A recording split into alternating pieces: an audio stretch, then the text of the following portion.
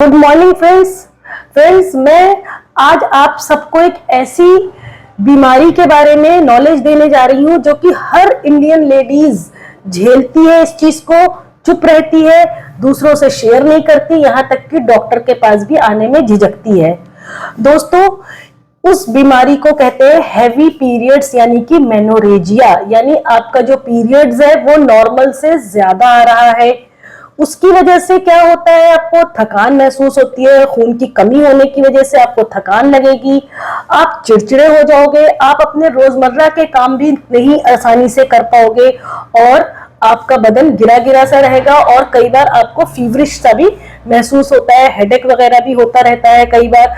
और साथ ही साथ आपके आंखों के नीचे कालेपन आ जाते हैं, आपके आंखों के आगे अंधेरा सा आना शुरू हो जाता है और आप कमजोरी की तरफ जाना शुरू कर देते हो।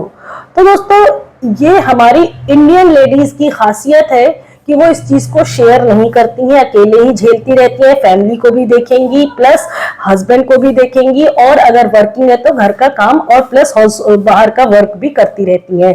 तो दोस्तों, मैं डॉक्टर शैला नाज आज आपको मेनोरेजिया यानी हैवी मेंस्ट्रुअल ब्लीडिंग के क्या कारण होते हैं, क्या सिम्टम्स होते हैं और क्या इसका ट्रीटमेंट है बताऊंगी। इस वीडियो को एंड तक जरूर देखिएगा। वीडियो पसंद आए तो इसको लाइक एंड शेयर करिए और अगर अभी तक आपने मेरे चैनल को सब्सक्राइब नहीं किया है तो जल्द से जल्द कर दीजिए।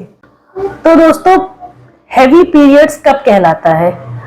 सबसे पहले तो ये कि अगर आप पैड या टैम्पॉन्स यूज कर रहे हो, वो एक एक दो घंटों में सोख हो जा रहा है और आपको चेंज करना पड़ रहा है, ठीक है। और दूसरा, अगर आपको ब्लीडिंग 7 डेज से ज्यादा जा रही है तो वो हैवी कहलाता है। तीसरा, अगर आप पैड या टैम्पॉन आप यूज कर रहे हो और उसके बावजूद भी आपके बेडशीट या आपके कपड़ों पे ब्लीडिंग स्पॉट्स लग जा रहे हैं। चौथा, अगर आपको ब्लीडिंग के साथ साथ अराउंड 10 रुपी कॉइन के बराबर का क्लॉट्स जा रहा है, धक्का जा रहा है।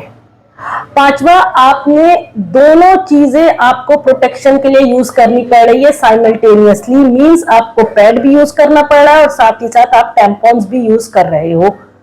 और या तो फिर आपको चक्कर ज्यादा आ रहा है, आपको थकान ज्यादा महसूस हो रही है, आपका बदन गिरा गिरा सा महसूस हो रहा है, तो इसका मतलब यह है कि आपको हैवी ब्लीडिंग हो रही है जिसकी वजह से आपके अंदर खून की कमी हो रही है और आपको ये सारे लक्षण शुरू हो चुके हैं और आपको अब डॉक्टर के पास जरूर जाना चाहिए, इसमें लापरवाही नहीं करना चाहिए। और अगर आपको पता है कि आपको इतनी ही ब्लीडिंग आती है और हर बार इतनी ही आ रही है, ये आपके लिए नॉर्मल है, तो आप परेशान मत होइए। इसका मतलब हर फीमेल की, हर बॉडी की अलग अलग टेंडेंसी होती है अलग अलग तरह से ब्लीडिंग आने की। तो अगर शुरू से ही आपको इतनी ब्लीडिंग आ रही है तो परेशानी की बात नहीं, लेकिन अगर ब्लीडिंग आने के बाद भी आपको लक्षण भी दिखाई दे रहे हैं, थकान होना, बदन गिरा हुआ होना, हेडेक होना, फीवरिश होना या किसी काम में दिल नहीं लगना, तो आपको जरूर डॉक्टर से मिल लेना चाहिए। तो ये तो दोस्तों मैंने आपको बता दिया कि हैवी पीरियड्स कब होते हैं, कब आपके पीरियड्स हैवी कहलाएंगे। तो दोस्तों, अब मैं आपको बताऊंगी इसके कॉजेस क्या क्या होते हैं। सबसे पहला जो कॉज होता है आपको हैवी मेंस्ट्रुअल ब्लीडिंग का, वो है थायराइड डिजीज। दूसरा, आपके यूट्रस में किसी तरह के पैथोलॉजी का हो जाना, या तो फिर आपको फाइब्रॉइड का होना, या आपको किसी भी तरह का एंडोमेट्रियोसिस यानी कि यूट्रस की लाइनिंग जो है वो यूट्रस के बाहर चली गई हो, या एडिनोमायोसिस यानी यूट्रस की लाइनिंग आपके मसल्स तक रीच कर रही हो, या एंडोमेट्रियल हाइपरप्लेजिया हो रहा है, या आपको पीआईडी किसी तरह का इन्फेक्शन है जो कि ओवरी वगैरह में या यूट्रस में आपका इन्फेक्शन पहुंच रहा है, उसकी वजह से भी कई लोगों को हैवी ब्लीडिंग होती है। पॉलिप हो सकता है इसका रीजन। इसके अलावा कुछ आपके ब्लड डिसऑर्डर हो सकते हैं, जैसे कि आप अगर आपका प्लेटलेट काउंट्स कम हो रहा है उसकी वजह से भी हो सकता है, या आप किसी तरह के एंटीकोगुलेंट ट्रीटमेंट पर हो जैसे कि वारफेरिन या हेपेरिन वगैरह आप ले रहे हो उसकी वजह से भी हो सकता है। इसके अलावा कई लोगों को पीसीओडी कॉज हो सकता है, या कैंसर ऑफ यूट्रस या कैंसर ऑफ सर्विक्स रीजन बन सकते हैं। या कई पेशेंट्स हमारे पास आती हैं और हिस्ट्री ऐसी देती है कि डॉक्टर साहब मुझे डेट जब आनी थी नहीं आई, 15 दिन चढ़ करके आई है, यानी कि और अब आई है तो इतनी ज्यादा आई है कि एकदम रुक नहीं रही है। तो दोस्तों यूरिन प्रेगनेंसी टेस्ट करते हैं तो उसमें पता चलता है कि आप प्रेग्नेंट थी और आपको मालूम ही नहीं था और आपका मिसकैरेज हो गया, तो उसकी वजह से आपको हैवी ब्लीडिंग आती है। अब आ जाते हैं दोस्तों इसका क्या इन्वेस्टिगेशन है या क्या टेस्ट कराने चाहिए। सबसे पहले तो आपको रूल आउट करते हैं डॉक्टर की एनीमिया कितना है, खून की कमी कितनी ज्यादा हो गई है। तो उसके लिए आपको हीमोग्लोबिन टेस्ट होता है, थायराइड फंक्शन टेस्ट होता है आपका, उसके अलावा आपका पेप्सिस्मियर होता है। इन 3 जांचों से बहुत हद तक पता चल जाता है और मरीज को ठीक किया जा सकता है। लेकिन फिर भी अगर कई बार नहीं मालूम चल पाता है कॉज क्या बन रहा है तो हिस्ट्रोस्कोपी करनी पड़ती है किसी किसी पेशेंट्स में, रेयरली में।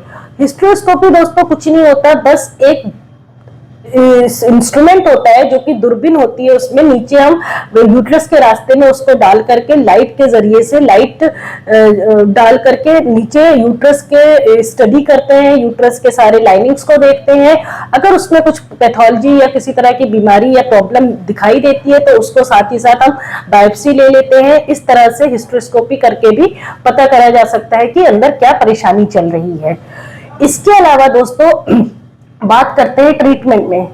तो सबसे पहले क्योंकि खून की कमी हो गई है तो ट्रीटमेंट में जो सबसे पहला हमारा काम होता है वो ये कि आपको आयरन रिच डाइट दिया जाए और आयरन के सप्लीमेंट्स दिया जाए ताकि आपके एनीमिया को कंट्रोल किया जाए, आपके खून की कमी ठीक हो जाएगी तो पीरियड्स को धीरे धीरे फिर कई तरीके से सही किया जाता है, वो आगे बताती हूँ। सबसे पहले तो आपको अगर आप घर में खान पान सही कर लो, अपना अच्छी न्यूट्रिशियस डाइट लीजिए जिसमें कि आपको हर तरह के अनाज है, दालें हैं, राजमा है और खासतौर से हरी सब्जियां हैं, बीन्स है, टमाटर, गाजर, चुकंदर और आपका इसके अलावा आपको दलिया वगैरह का इस्तेमाल ज्यादा करने के लिए कहा जाता है। इस तरह से आपको आपकी डाइट में आयरन रिच डाइट दी जाती है ताकि आपका जो खून की कमी है उसको ठीक किया जाए। साथ ही साथ आपको आयरन के कैप्सूल्स या सिरप्स भी देते हैं डॉक्टर। और बेटर एब्जॉर्प्शन के लिए आपको विटामिन सी लेना चाहिए क्योंकि विटामिन सी लेने से आयरन का एब्जॉर्प्शन बहुत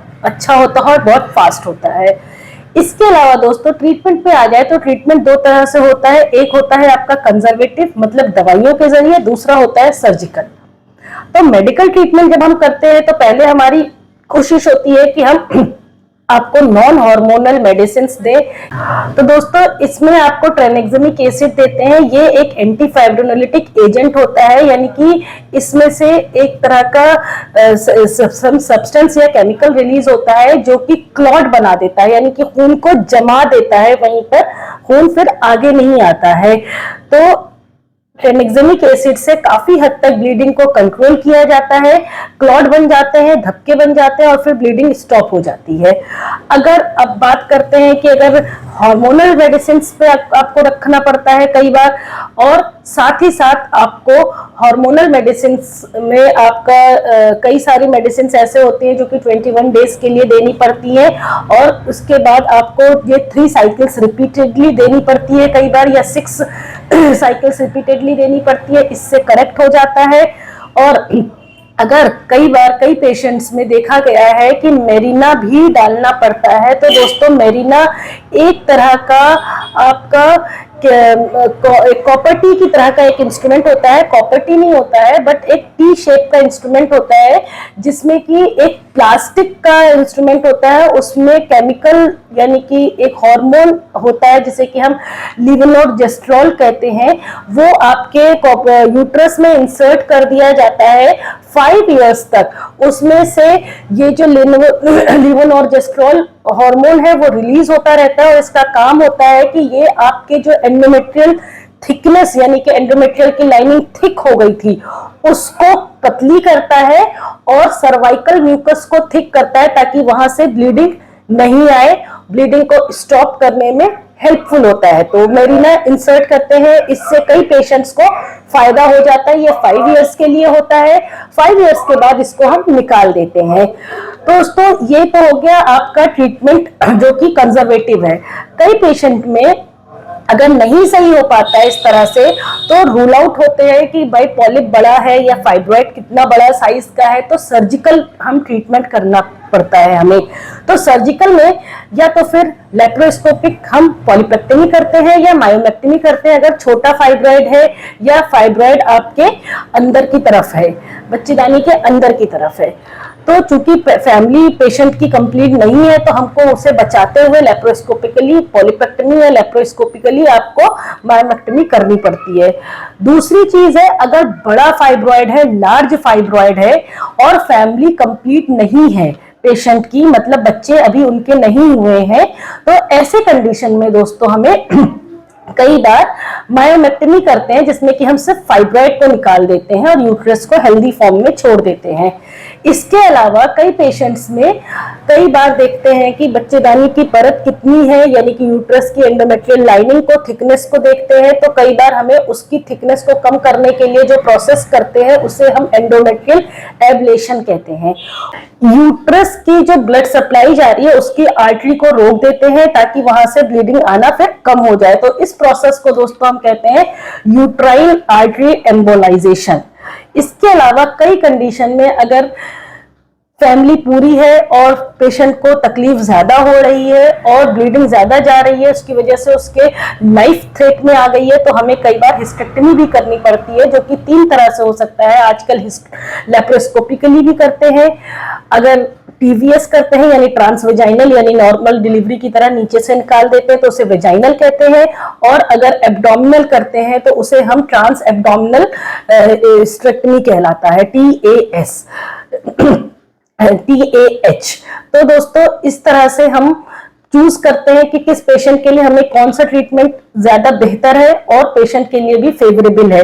तो दोस्तों इसको आप अच्छे से समझिए और आपके अंदर क्या कमी चल रही है, क्या परेशानी चल रही है, उसको आप डॉक्टर से अच्छी तरह से डिस्कस करिए। फिर लाइन ऑफ ट्रीटमेंट को समझिए कि डॉक्टर आपके फायदे के लिए कौन सा ट्रीटमेंट अब आपके लिए चूज करना है और अपने आप को हेल्दी बनाइए। दोस्तों उम्मीद करती हूँ आपको मेनोरेजिया के बारे में अच्छी तरह से समझ में आ गया होगा। इसको हल्के में मत लीजिए और डॉक्टर से विजिट करिए। अगर मेरा वीडियो आपको पसंद आया हो तो उसको लाइक एंड शेयर करिए और मेरे चैनल को सब्सक्राइब करिए। Thank you.